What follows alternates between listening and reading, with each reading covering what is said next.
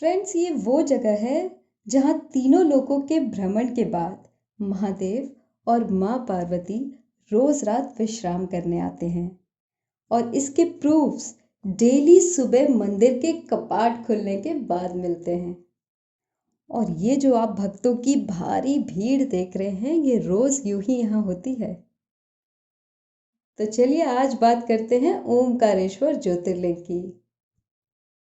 और आपको ये भी बताएंगे कि क्यों दो ज्योतिर्लिंग होते हुए भी इन्हें एक में ही काउंट किया जाता है। मतलब टोटल 13 ज्योतिर्लिंग है, लेकिन 12 ज्योतिर्लिंग ही क्यों कहा जाता है? नहीं पता था ना आपको? तो चलिए आज इसी बारे में बात करते हैं। चलिए सबसे पहले ये बताते हैं कि ओमकारेश्वर ज्योतिर्लिंग तक कैसे जाया जा सकता है। ओमकारेश्वर ज्योतिर्लिंग मध्य प्रदेश के इंदौर शहर से लगभग 3 घंटे की दूरी पर खांडवा डिस्ट्रिक्ट में स्थापित है। यहाँ तक पहुँचने के लिए इंदौर बस स्टैंड से ओमकारेश्वर के लिए डायरेक्ट बस मिल जाएगी और जिसका फेयर 60 रुपीज़ पर पर्सन है। होटल्स यहाँ रीजनेबल रेंट पर इजीली अवेलेबल है, जो कि मिनिमम 400 रुपीज़ में आपको मिल जाएगा। और कुछ लोकल रेस्टोरेंट्स भी आपको यहाँ इजीली मिल जाएंगे, जहाँ आपको घर के खाने का टेस्ट मिलेगा। साथ ही आप इंदौर के लोकल फूड का भी मज़ा ले सकते हैं, वो भी बिल्कुल रीजनेबल प्राइस पे। एक और बेनिफिशियल पॉइंट ये भी है यहाँ कि यहाँ जितने भी होटल्स हैं वो सब मंदिर से वॉकिंग डिस्टेंस पे हैं। तो आप जब भी होटल पहुँचेंगे आप रेस्ट करके सेम डे दर्शन कर सकते हैं। चलिए अब जानते हैं होटल से ओमकारेश्वर ज्योतिर्लिंग जाने का रास्ता।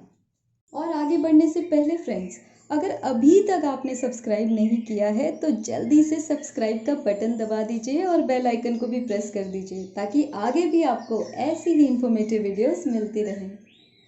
तो चलिए अब समझते हैं होटल से ओमकारेश्वर जाने का रास्ता।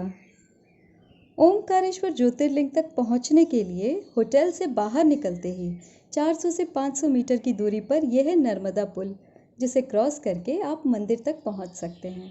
पुल से नीचे उतरते ही राइट हैंड साइड को ये जो आपको रास्ता दिख रहा है, ये जाता है गौरी सोमनाथ मंदिर की ओर। गौरी सोमनाथ मंदिर जो कि मंधाता पर्वत पे है, और जहाँ तक पहुँचने के लिए आपको कम से कम 200 सीढ़ियाँ चढ़नी होंगी। इस मंदिर पे हम एक सेपरेट व्लॉग बनाएंगे, क्योंकि ये मंदिर बहुत ही रहस्यमयी है और यहाँ की एक खास मान्यता है जो आपको जानना बहुत ज़रूरी है। और ये जानना भी कि क्यों जागृत शिवलिंग होते हुए भी पहले औरंगज़ेब की लूट और फिर पुरातत्व विभाग और सरकार की नज़रअंदाजी का सामना करना पड़ रहा है इस मंदिर को। तो चलिए वापस अब चलते हैं रास्ते की ओर। तो पुल से उतरते ही राइट हैंड साइड को ये रास्ता जाएगा गौरी सोमनाथ मंदिर की तरफ, और लेफ्ट हैंड साइड को ये रास्ता जाता है ओमकारेश्वर मंदिर की तरफ। रास्ते में आपको ये दुकानें मिल जाएंगी जहाँ से आप मंदिर में चढ़ाने के लिए प्रसाद ले सकते हैं। आप कोशिश कीजिएगा कि मंदिर में एंट्री 8 बजे से पहले कर लें, क्योंकि उसके बाद यहाँ पर एंट्री नहीं मिलती, क्योंकि यहाँ एक विशेष आरती होती है और तब एंट्री क्लोज कर दी जाती है।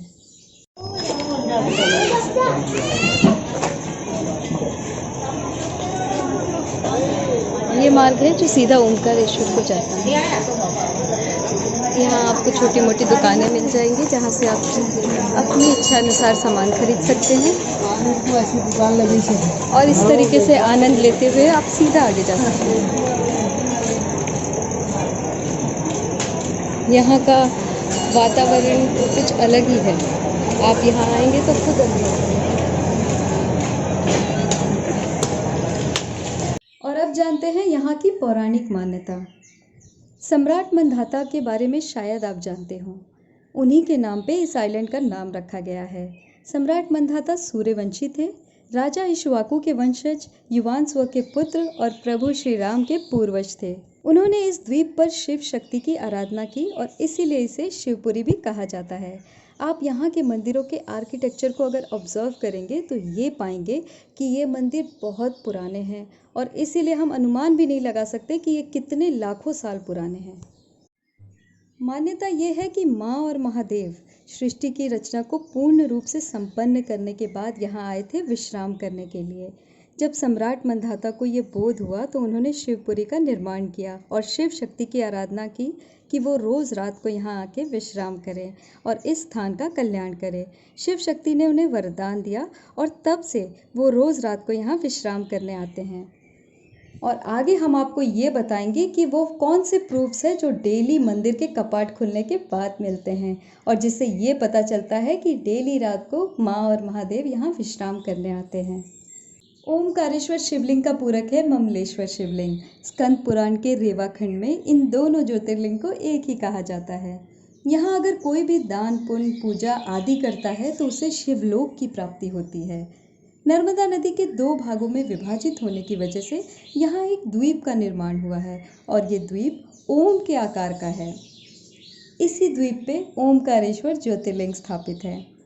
नर्मदा की एक धारा उत्तर की ओर बहती है तो दूसरी धारा दक्षिण की ओर, और जो धारा दक्षिण की ओर बहती है यहाँ पर परिक्रमा की जाती है। जब आप परिक्रमा करेंगे तो उत्तर की तरफ आपको ये डैम दिखाई देगा। परिक्रमा करते वक्त आप अलग अलग मंदिरों के दर्शन कर पाएंगे, जिनमें से मुख्य है ऋण मुक्तेश्वर महादेव। यहाँ दर्शन करने से इस जन्म के सभी ऋणों से मुक्ति मिलती है और हम ऐसे कई लोगों को जानते हैं जिन्होंने यहाँ दर्शन किया और उसके बाद चमत्कारिक रूप से अपने ऋणों से मुक्त हुए हैं। तो जब भी आप यहाँ आए तो ऋण मुक्तेश्वर महादेव के दर्शन ज़रूर कीजिएगा। यहीं पर देव दिवाली भी मनाई जाती है, जो कि कार्तिक मास की पूर्णिमा को मनाया जाता है और उस दिन यहाँ मेला लगता है जिसके लिए लोग दूर दूर से आते हैं। परिक्रमा करते वक्त आप देखेंगे कि यहाँ नर्मदा नदी ऐसे ही उफान पे रहती है और ये वो जगह है जहाँ नर्मदा और कावेरी का संगम होता है। हमें यहाँ नाविकों ने बताया कि अगर वो अपनी नाव को इस संगम तक लाते हैं तो यहाँ से वो बैक नहीं कर सकते, क्योंकि उफान इतना ज़्यादा होता है कि यहाँ से नाव को बैक करना पॉसिबल ही नहीं है। तो अगर आप परिक्रमा करते हैं तो या तो आपको पूरे द्वीप की परिक्रमा करनी होगी और या आप संगम से पहले ही वापस आ सकते हैं। अगर आप पूरे द्वीप की परिक्रमा करते हैं तो उसके चार्ज होंगे 250 रुपीज़ पर पर्सन, और अगर आप संगम से पहले रिटर्न होते हैं तो आपको 100 रुपीज़ पर पर्सन देना होगा। इसके अलावा अगर आप नाव को बुक करते हैं तो 1000 रुपीज़ पर हेड लग सकता है, लेकिन अगेन ये आपकी बार्गेनिंग पे डिपेंड करता है कि आप कितने में नाविक को कन्विंस कर लेते हैं। आगे आपको ये बताएंगे कि क्यों 13 ज्योतिर्लिंग होते हुए भी 12 ज्योतिर्लिंग ही कहा जाता है, लेकिन उससे पहले जल्दी से सब्सक्राइब कर लीजिए और बेल आइकन को भी प्रेस कर दीजिए। चलिए इससे पहले आपको ये बताते हैं कि वो क्या साक्ष्य हैं जो मंदिर के कपाट खुलने के बाद रोज़ मिलते हैं और जिसे देखकर ये प्रूफ होता है कि महादेव और माँ पार्वती यहाँ रात में विश्राम करने आए थे। जैसा कि वीडियो की शुरुआत में हमने बताया था कि तीनों लोकों के भ्रमण के बाद महादेव और माँ यहाँ रात में विश्राम करने आते हैं और इसलिए यहाँ रोज़ रात को एक गुप्त आरती या शयन आरती की जाती है, जिसे सिर्फ एक पुजारी जी अकेले ही करते हैं और जिसमें वो माँ और महादेव का आह्वान करते हैं शयन के लिए। और ये आरती किसी को भी देखना अलाउड नहीं है। आप परिसर में सिर्फ आरती अटेंड कर सकते हैं बट आरती देख नहीं सकते। इस आरती के बाद महादेव और माँ के विश्राम के लिए शयन कक्ष को इस तरह से तैयार किया जाता है, जिसमें उनके लिए भोग और चौसर के पासे सजा के रखे जाते हैं और फिर कपाट को बंद कर दिया जाता है। और उसके बाद उस मंदिर में और कक्ष में किसी पंछी का आना भी मुमकिन नहीं होता। और सुबह जब पुजारी जी मंदिर के कपाट खोलते हैं तो हैरानी की बात यह है कि सारे चौसर बिखरे हुए मिलते हैं, जैसे रात को यहाँ कोई चौसर खेल के गया हो। और इस बात का साइंस भी आज तक पता नहीं लगा पाया। कोई सटीक जवाब ना तो साइंस दे पाई है और ना ही कोई भी इन्वेस्टिगेशन टीम, क्योंकि आस्था साइंस से परे है और इसलिए ये जगह बहुत ही पवित्र मानी जाती है। और तभी ये मान्यता है कि विश्व में चाहे आप जितने भी तीर्थ कर लीजिए, लेकिन जब तक सभी तीर्थों का जल लाकर आप ओमकारेश्वर ज्योतिर्लिंग पर नहीं चढ़ाते, तब तक आपके तीर्थ अधूरे ही माने जाते हैं। चलिए अब जानते हैं कि कैसे हुई ओमकारेश्वर ज्योतिर्लिंग की स्थापना और क्यों 13 ज्योतिर्लिंग होते हुए भी 12 ज्योतिर्लिंग ही कहा जाता है। एक समय ऐसा था जब विंध्य शिखर को अपने सबसे ऊंचे शिखर होने का घमंड आ गया था और जिसे खत्म करने के लिए नारद जी उनके बगल में आकर खड़े हो गए। नारद जी को ये वरदान प्राप्त है कि वो जिसके साथ भी खड़े हो जाएंगे, उस मनुष्य या देव जो भी हो, उसके भीतर की नकारात्मकता का विनाश हो जाएगा। और इसलिए ऐसा करने के लिए उन्होंने विंध्याचल पर्वत से कहा कि ऊंचा तो मेरू पर्वत भी है, सब कुछ उसके पास है, लेकिन उनमें कभी घमंड का भाव नहीं आया और इसलिए उनका प्रयोग समुद्र मंथन जैसे महान कार्य में किया गया। ये बात सुनकर विंध्य पर्वत को आत्मग्लानि हुई और उन्होंने महादेव की तपस्या की।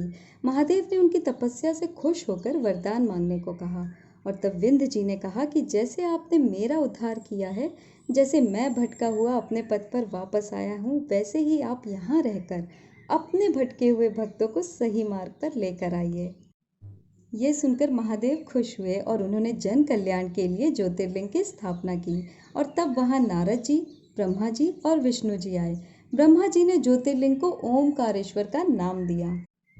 नारद जी ने इस पर संदेह जताया कि ओमकारेश्वर की उत्पत्ति ओम से हुई है, तो वो इतना प्रबल है कि गृहस्थ जीवन के लिए असंतुलित बनाएगा और इसीलिए इसे संतुलित बनाए रखने के लिए कुछ करना होगा। तब महादेव ने उसके प्रतिबिंब में एक और शिवलिंग बनाकर ये कहा कि ये ज्योतिर्लिंग ओमकारेश्वर को संतुलित बनाए रखेगा और ये दोनों एक दूसरे की ऊर्जा को संतुलित करेंगे और इस ज्योतिर्लिंग को अमरेश्वर या अमलेश्वर के नाम से जाना जाएगा। और यही है वो 13वां ज्योतिर्लिंग जिसे आज के समय में ममलेश्वर के नाम से जाना जाता है। और क्योंकि ये दोनों एक दूसरे के पूरक हैं, इसलिए इन्हें एक ही ज्योतिर्लिंग माना जाता है, लेकिन इनके मंदिर अलग अलग हैं। जहाँ ओमकारेश्वर नर्मदा पुल क्रॉस करके आप पहुँच सकते हैं, तो वहीं ये है ममलेश्वर सेतु, जिसे क्रॉस करके आप ममलेश्वर मंदिर पहुँच सकते हैं। और उसके साथ ओंकार मंधाता मंदिर भी है। सेतु से उतरकर अपने राइट साइड की तरफ आगे बढ़ते रहने पर सामने ही आपको मंदिर दिख जाएगा। चलते वक्त रास्ते में आपको घाट मिलेंगे, जिसमें से ये है गौमुखी घाट। यहाँ आप रात और दिन दोनों ही समय में खूबसूरत प्राकृतिक नज़ारों का आनंद उठा सकते हैं और साथ ही यहाँ नर्मदा जी की आरती भी अटेंड कर सकते हैं। जानकारी के लिए आपको ये बता दें कि नर्मदा जी महादेव के पसीने से उत्पन्न हुई थी और इसलिए उनकी बेटी कही जाती है। साथ ही महादेव के पसीने से उत्पन्न होने की वजह से वो काफ़ी उग्र स्वभाव की हैं।